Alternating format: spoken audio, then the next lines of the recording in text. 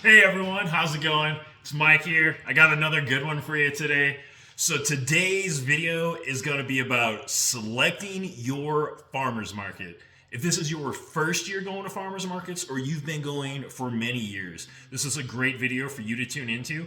And if you're a customer who attends farmers markets, this is a great video for you to listen to just so you can see what the farmers really have to deal with between market to market and also why they may choose one market over another market.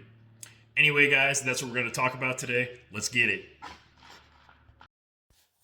Boy, oh boy, who is this guy? So, everyone, this is me back in 2017 doing my first year of farmers markets.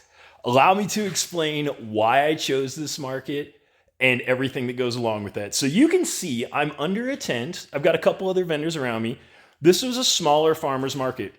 However, this was one of the largest farmers markets I had available close to me on the Illinois side of the river where I lived. The largest farmers market, which I attended later on, was Soulard, which was across the river in St. Louis, a very large city. This market that I attended here allowed me to hone my skills, build confidence, and learn how to interact with customers to allow me to sell greater. As you can see, I only have a few mushrooms on my table. At this point, I was only growing oyster mushrooms in straw. I was very limited as far as all of the products I was able to sell. What I would do is I would go to the farmer's market. Any leftovers that I had that I didn't sell, I would actually dry. And then you can see some dried mushrooms preserved on my table. And that would allow me to sell them at future markets if I wasn't able to sell them all at the current one that I was at. Now you can see there is a tent that I set up here at this market. If you go to a market where you have to set up tents, it does require a little extra time. Also, remember you're going to have to bring weights to weigh that tent down. And one thing about these small markets that I think is really good is there's not much bureaucracy involved in a small farmer's market. It doesn't take much to get into one of these things. Some of the larger ones may require business licenses and things of that nature. So keep that in mind when you're applying to farmers markets. This was a great one my first year though, to get my kind of feet wet and just figure out where I wanted to take my business. As you can tell, everybody around me knew that I really loved what I was doing and that I was very passionate about selling my mushrooms to the public. All right, so that first season, as I was doing that season, I kind of knew I wanted something a little greater. I didn't know exactly how to pursue that at that time. What I realized though is all of the farmers markets I had available to me on that side of the river, the Illinois side that I lived on, they didn't go year round for the most part. They did have some winter markets I could attend, but they just weren't that large. So I had to make a decision if I wanted to do this full time. If I wanted to make it my full time thing, I knew I was going to have to attend the largest farmers market around me that was going year round. As I did some research, I realized Soulard Farmers Market was the answer for me. So that's where I decided to head to. Now, one thing I want to tell you about doing a larger farmers market like Soulard, it does require more paperwork. There was business licenses required for that, health inspections, and insurance as well. Those were all things I had to get right with the farmers market. There was a manager at the farmers market. They would go over all the paperwork with you. That's how it worked for me, at least. I actually leased my stand. You could lease a stand at Soulard for a year. And that's what I ended up doing. That was the best deal for me economically. And I will just say, when I first went to that market, I'm about to show you guys a clip of that in a second here. It was huge. It was really intimidating for me for sure. I knew it was going to be a tough one. But once I started going with it, realizing how the market worked, got to meet my new customers, I felt at home right away. So I want to show you my first year at Soulard Market, and you'll see kind of the evolution of me as a grower. Mind you, the clips I just showed you was my very first summer at the farmer's market. Like I said, I was just growing oyster mushrooms on pasteurized straw. When I got to Soulard, this is when I moved into growing on supplemented sawdust, similar to Master's Mix. And that allowed me to grow a much greater variety of species and expand my horizons as far as customers are concerned. Let's check it out at Soulard. All right, everyone. So this is my first season at Soulard Farmers Market. As you can see, I wasn't just a sole mushroom farmer at that time. I grew microgreens and I had a variety of other things. I was trying to just see what the customers enjoyed there most. After about 2 years of selling at the Soulard Farmers Market, I actually cut out the microgreens entirely and then I became focused solely on mushrooms. Now, this is another clip. This is still my first year, but I just want to show you the variety I had on my table, how much I grew as a grower, and just the changes I made. I think this is such a cool photo.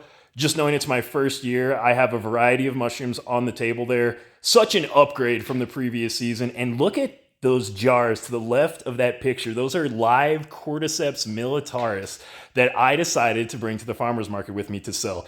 My customers thought those were so cool. All right, the evolution continues. Now, this was my final year actually going to the Soulard Farmers Market. This is when I had mastered it, when I had absolutely nailed it, when I knew that when I would go to the farmers market, I knew I was going to crush it.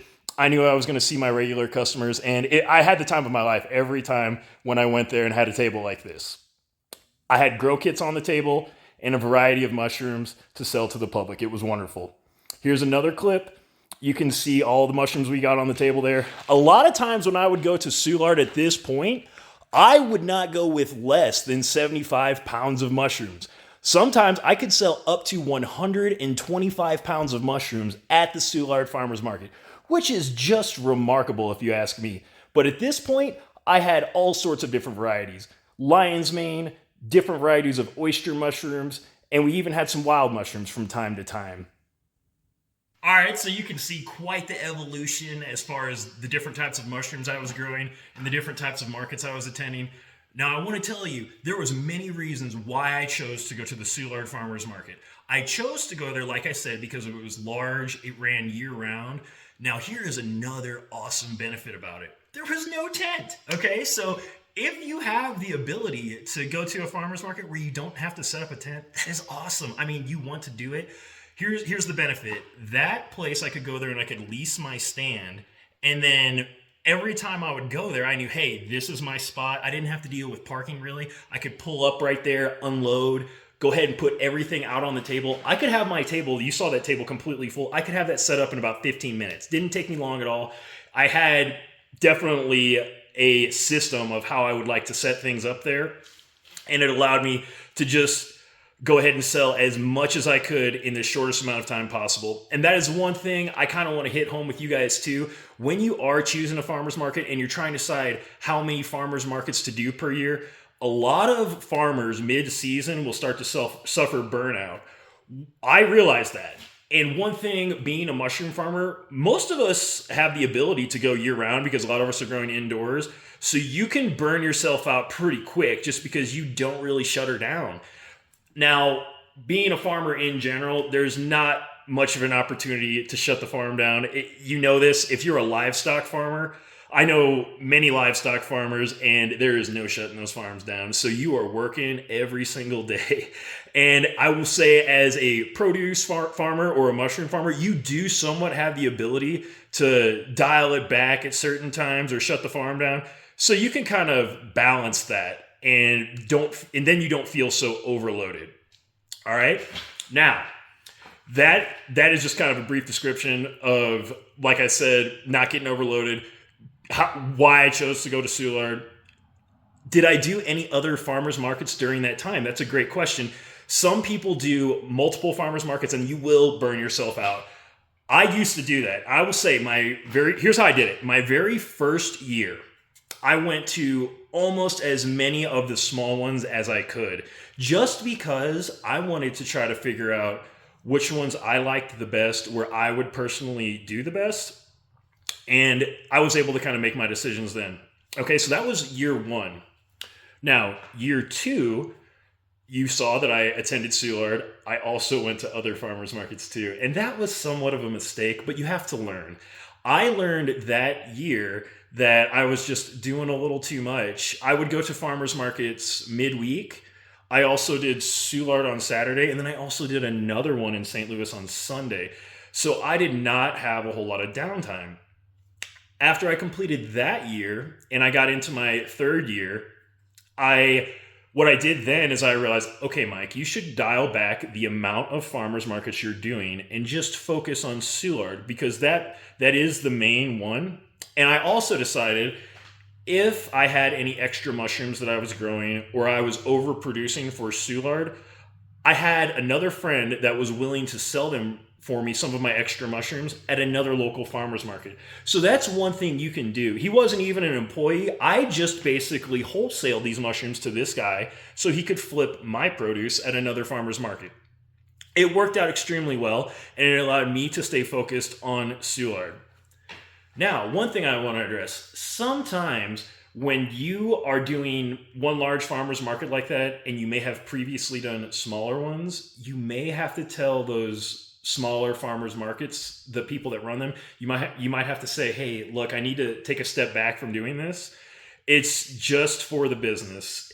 Your market was great, but in order for me to continue my business and expand, I need to attend the larger farmers markets.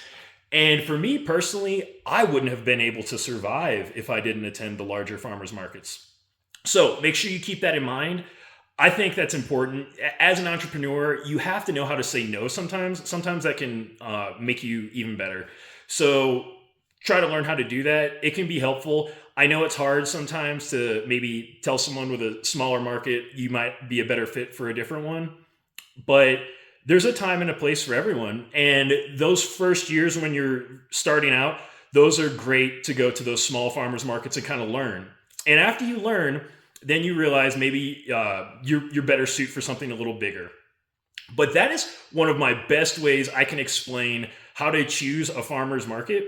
I think it's important that you don't spread yourself too thin and kind of know your customer base, know your market, make sure that you know what the community is looking for. If you can tell there is a demand for mushrooms at a particular farmer's market, like there's no mushroom vendors there, that is an opportunity of scarcity. So you can fill that gap, no problem. So there's a lot of things to take into consideration when choosing one. But hopefully what I just talked about explained things a little further to you, and now you have a better understanding of how you could choose your farmer's market. I'm going to leave you with that, guys. Until next time, like the video, subscribe to the channel, comment below, and I will see you on the next one.